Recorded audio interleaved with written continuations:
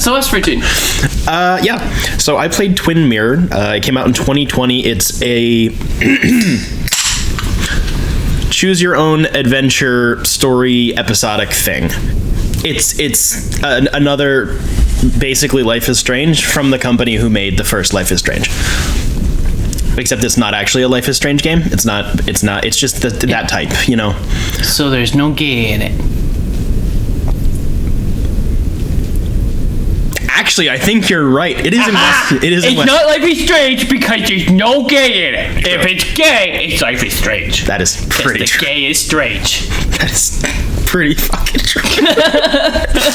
I really hope our listeners know I'm just memeing when I do shit like that. Well, as the world's largest Life is Strange fan, I think I can verify that information.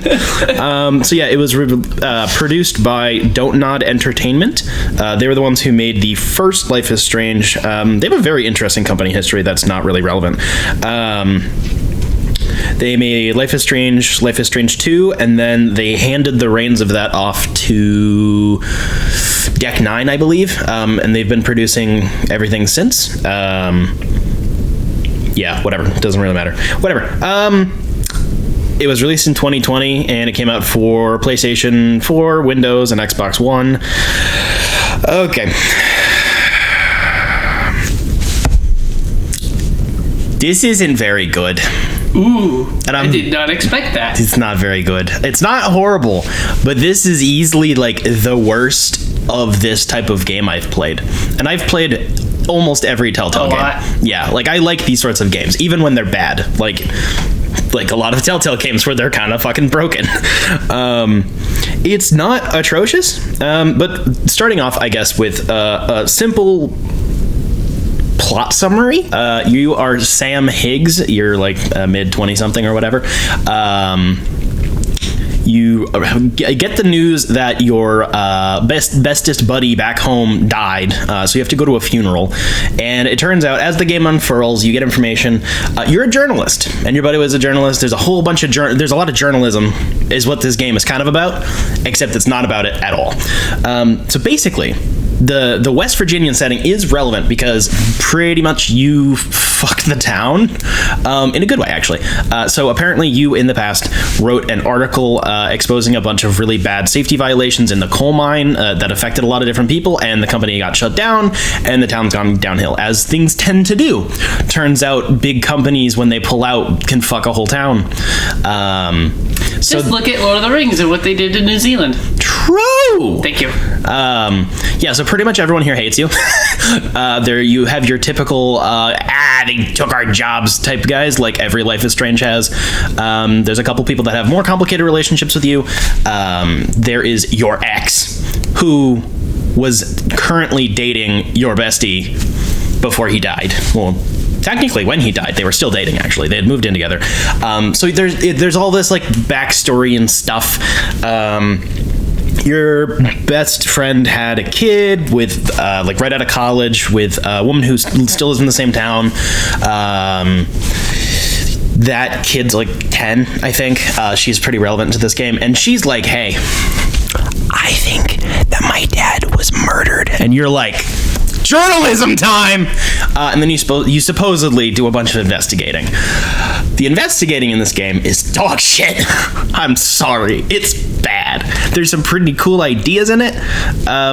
But yeah, I'll get to the gameplay in a minute. So as plot does plot things, okay, so usually when you have your choose your own adventure games, they have like 4 major endings, like between like 4 and 10, like distinct ending types. This one has like 3 or 4 that I can tell, having 100% of the game and played through it 2.5 times. But the problem with this is that the actual antagonist of the game is not revealed in all of the endings. It's really weird, but basically, like, the plot that's going on is it turns out there's been a drug ring being run out of this small town, as it tends to happen when there's poverty, and your investigation points to some places, you do some really bad investigation, whatever, and depending on the choices you make, you can pretty much just like not find the right person, but the game doesn't tell you that. It's really weird. So the dynamic in this, so the Life is Strange games have like your superpower trope, and then the other game that came out after, before this one, same year, Tell Me Why, which I quite liked, had the weird twin like memory dynamic. This one is the choice between being socially acclimated or being an asshole, basically. My two life paths. Yes, seriously. I choose one over the other. Basically, yes, which? Yeah. The entire game, you see versions of yourself, basically. Like, you just have a version of you in the background called him. Except he is the acclimated, socially competent, kind, caring individual. And you are the scruffy, roughneck journalist who wants to get stuff done because apparently those two can't coexist, for one. I have some... by the end of the game, it's basically implied, it's like 95% stated that Sam is autistic. I'm not joking. You do a bunch of memory mind palace stuff, and there's like this flashback to a conversation from his parents that scared him, and they're like, I don't want my son going to no special ed school or something like that. And then this other version of you, who this other like 10-year-old kid, just like puts his hand on your shoulder and is like, it's okay, I'm gonna take care of you, which is really interesting if it wasn't so fucking horrifically done. Oh my gosh. As an autist, I'm offended by this game. I'm joking. It's just... Every single major decision basically boils down to be socially adjusted, trust people, believe in people, or ignore everyone, only trust your gut, and like fuck the consequences. And those don't work because you can do both, which is not what the game tries to tell you to do. Like, the moral of the story is not you can actually be both and you don't have to pick. The game makes you pick in like the 80% of the way through the game. You literally go in your mind palace, you sit down with the other version of yourself, you have a heart-to-heart, and you're like, either you can choose to become one, or you can walk away. And it's like, what the fuck are you saying about anything right now? It's so fucking weird. I was laughing my ass off because it's trying to be serious, and I'm like, at first I thought it was like some sort of like neurodivergent thing, and it's just not very well integrated into the game whatsoever. There is like no real foreshadowing to that. It's just the vibe that it gives is you can be normal and be nice and care about people, or you can be autistic and like hyper focus and not trust anybody. I don't understand what the fuck the writers were on when they were thinking about this, because there are some things in here that are kind of interesting. Some choices make like, your forks in the road is like, do I tell this person this important thing, or do I keep it to myself, or should I call the cop, should I not call the cop, like stuff like that. And that's interesting, but because of that, the game then contradicts its own lesson, because in the endings where you choose to be your socially acclimated self, you don't find the bad guy. Sounds like you made the wrong life choices and just couldn't find the bad guy. Maybe you got the bad ending every time. No, trust me, I did my research and checked. I played this game a lot. It was very frustrating, and it's just there's so many little things where I'm like, that could be interesting and that could be cool, and the narrative just doesn't fucking work. It's coherent, but it doesn't make sense. Does that make sense? You get, yeah? And Yeah, also just random like aesthetic side note, the well put together, well adjusted, non-autistic version of yourself is the one who looks autistic because he's like a fucking pencil twirling glasses wearing nerd with like a fucking side part.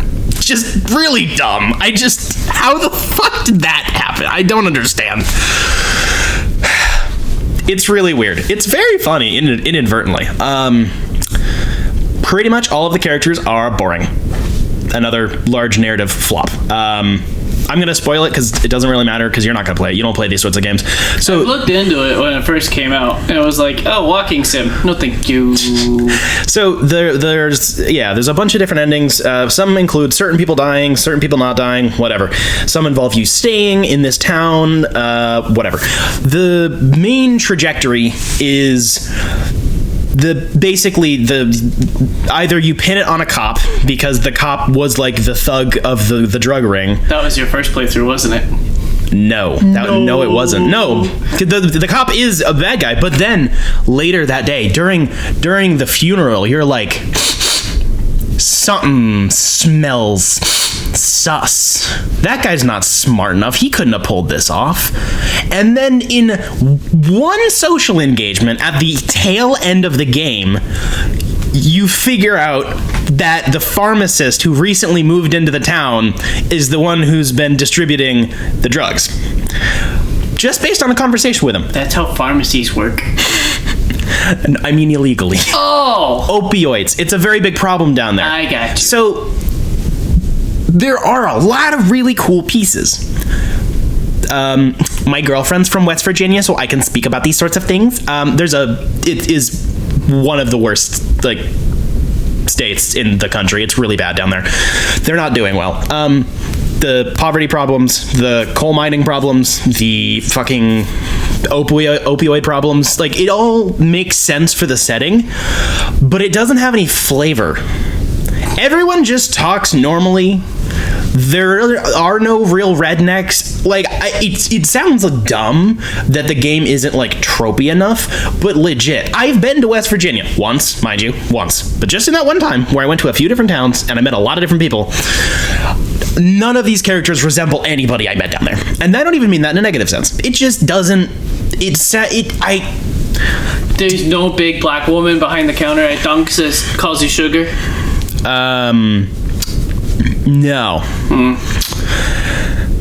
It's really weird. There are some little things, I just thought this was really funny. I noticed it on my last playthrough. Pepperoni rolls are a really big thing down there. Yes. And there's a note on like a fridge that's like, hey honey, I left like some pepperoni rolls in the fridge, and I was like, hey, they remembered what state they're in, and I thought that was funny. But like, it just doesn't, the aesthetics don't really track. It just doesn't feel like it's in West Virginia. It feels like it's in any of those sorts of forgotten states, which is, you could make that a positive, but I don't think that's what they were intending to do. I was gonna say I need to talk to your wife and find out how to make these, but she's lactose intolerant and probably doesn't even know. No, she does. Alright, I need to talk to your wife and figure this out. You can make them without cheese too. It looks like a handmade pizza roll. Like, give me this basically. shit. Oh, they're fucking banging. Oh my gosh. You can make them a billion different ways. But what if we made a cheesy breadstick with meat in it? It's so good. Oh! Why is this only a West Virginia thing? I claim racism. True. Speaking of, actually, to sidetrack for a moment, that was one of the most early romantic gestures that my girlfriend did for me when we started dating. She gave you some meat in a breadstick? I think it was maybe a month in or so. She actually came to work and brought like this ginormous plate of pizza rolls, and she just wanted to give to me. It was adorable. She might actually love you. I know, it's crazy. Yeah, so on paper, the strategy makes sense of why the story is here, a lot of the elements that are included, but it doesn't feel like anything. And a lot of that is because the game looks like shit, which is weird, because Tell Me Why came out before this, and the same year, mind you. So both of these were published like during early COVID. And Tell Me Why looked pretty good. What was the name of this game again? Gone Home, right? No. Oh, I was thinking the wrong thing. I'm sorry. Twin mirror. That's right. Okay. No, I was thinking of Gone Home. And I was like, wait a second. This doesn't sound right. That's also on my list. Tell Me Why had some visual issues. A lot of these sorts of games are not very good at having good graphics. That's a known thing. Telltale games are known for being busted to shit. But holy fuck, this game looks like it came out on an Xbox 360. I don't think they did motion capture, which is fine. You don't have to do motion capture for that sort of stuff. But it's trying to have, like, it doesn't have a style to it. Like, even the first two Life is Strange games, while they were closer to, like, trying to be regular looking, they had a sort of aesthetic appeal to them, so it could cover up the graphical problems and whatever. True Colors had a massive style shift, which I think looked really good. I ranted about them like their first episode or whatever. Even the new one that we're going to talk about shortly has a ginormous stylistic shift that really, really makes it more expressive. And this one's just bland. Everything's textureless. There's no grit anywhere. It looks like, when your game is mostly pre-rendered cutscenes and it's a playable movie, why does it look bad? I just don't understand. The faces are horrifying. The eyeballs are uncanny. Like, I just don't know. And because the gameplay is trying to make you, watch people's facial cues and, like, look for little signals and stuff, because you're supposed to be an investigative journalist, you can't really do that when the game looks like crap. The faces are horrifying, but have you seen a mirror? Get him! True. A twin mirror, maybe? Whoa! Yeah, it graphically looks like shit. I'm sorry, it just does. I don't know why. It was in Unreal Engine 4, so they had the technology. They I don't know if they split up the team between the two games that they were making at the same time, and they didn't have enough energy or time. Maybe it got shipped out too soon. I have no idea why. But the game has no sauce. Like, that is my biggest criticism. It's not that it has a weird story that doesn't really make sense. It's not that the gameplay mechanics don't track. It's that the game has no fucking sauce on it. It's fucking raw! It just makes me mad, because I love these types of games and they have a lot of potential, and it's so disappointing when I'm like, oh crap, I'm gonna be stuck on like a multiple 12-hour long playthroughs of this, and I can't skip cutscenes on New Game Plus or on a new file or a new, like, I revisit a scene and I can't skip the fucking cutscenes. But the game knows that you want to. So if you hit right on the D-pad, it'll show, the fast forward symbol with a little red X over it. Why? Just don't acknowledge it. It actually makes me mad. That's a fuck you if I've ever seen one. I know. I don't like skipping cutscenes, but when I'm on my third playthrough, I'm doing the collectibles or I'm checking out different pathways for different endings or whatever, I don't need to see every single fucking cutscene again. And I always yell at people for skipping cutscenes, but holy shit, in these sorts of games, you need that option. At least some of them. And you can't fucking do it. Also, load times are atrocious. So there's that. Scene to scene transitions are atrocious because the load times are bad. It didn't crash. I'll give it that. It didn't crash. It didn't stutter. The pop-in was not that bad. Mostly because there's just no texture on anything. So there isn't much to pop in, Everything's pretty flat. The only real sauce it attempts to have is the Mind Palace, which is exactly what it sounds like. You go into your little autism house on the inside of your brain, and it's all like crystalline, and it changes and stuff, and that's kind of neat, but it just isn't enough. There's multiple sequences where you'll basically be stuck in a maze in your own brain, and those are all boring and they're just not interesting. Like, it feels really half-assed. The gameplay, quote unquote, of the actual investigations is also pretty fucking shit. You have to pick the right things, which usually doesn't bother me too much, but in a game like this where you're supposedly, dealing with the ethics of journalism or whatever, that is not a Gamergate reference, the game won't let you choose the wrong choice. Like you'll say you're investigating the car crash that killed your buddy. You go to the site, you find all the clues, you have to assemble them, and then you go in your mind palace, and then you have to figure out, okay, like, was he asleep at the wheel? Was he unconscious? Was he drugged? Was he awake? Was he already dead? Was he getting sucked off? No, sadly. Like all of that sort of stuff. But the game forces you. It will just keep telling you, like, nope, that doesn't work, and you have to just do that all the time. So you can basically button mash your way through it. This is a similar problem that I had to a game that I did not review on the show, but I talked about during Happy Hour, that really, really bad Agatha Christie game, where the Mind Palace there also was basically just button mashing because the whole thing just wasn't interesting. Yeah, that's really, really disappointing. So the gameplay's not very good. The graphics are pretty crappy. It's technically stable. Like, I'll give it that. It runs and it functions. Some of the characters have some interesting bits, like an interesting twist, I guess, or not really twist. An interesting relationship is, so your ex, again, who was then after you left town, was dating your best friend. Her dad was actually one of the guys who was injured in the mining incident, and he lost his legs. So that creates an interesting dynamic between, like, the group of people. They just don't really do a lot with it. It's underbaked. It's got some meat in there, but they just don't really know what to do with it. There is one really interesting diatribe that an old guy went on. So early on in the game, I was in like a public street, and I went over to talk to Joe, your ex-girlfriend's dad. He's looking at like a statue of like a miner, not a miner, but a miner, you know. And there's this other old dude in the background, like cleaning off like all of the like the plaques and stuff, and you can go over and talk to him. He's not like a character. He's not even a named character in the game, but you can talk to him, and you'll have this full-ass exchange about why unions are cool and based, because he's just like, yeah, you know how we, got weekend, he goes through, like, especially like miners, like the mining unions are like they literally like fought cops.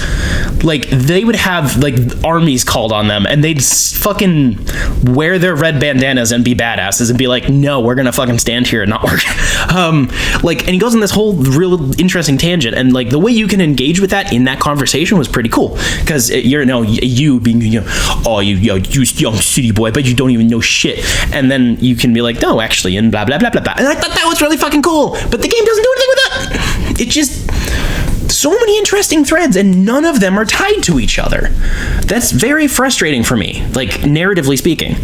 Yeah, and then the gameplay's bad. The soundtrack is mid as fuck. There's nothing interesting. Even Life is Strange haters will always admit that Life is Strange does indeed do a lot of fucking, like, needle drops. It's all over those games. You can hate it if you want, because you're a loser. This game just doesn't, which is fine, but it definitely feels like something's missing. I don't remember if Tell Me Why had a lot of needle drops, but I think it had more than this done did. Or at least it had better, like, regular music, because that actually felt like a game. This just, very frustrating on almost every level. I was engaged enough, mostly out of curiosity, and not because I thought that the game itself was actually good at telling me the things it wanted me to. It was really because I like these types of games. I'm stubborn. A couple of the things interested me, and I'm stubborn. I will not be replaying this under no circumstances. I did 2.5 playthroughs. I got all the endings. I unlocked all the achievements. I think my total playtime would be then about 20 hours, I think, in total. Normal run through is about 8. I bought it for $20 digitally. Ooh, that's a lot. It is what it is. $20 digitally for Xbox. Yeah. I do not recommend, and this is the first of these types of games that I will not recommend. Incredible. I will recommend the worst, like, Telltale game over this.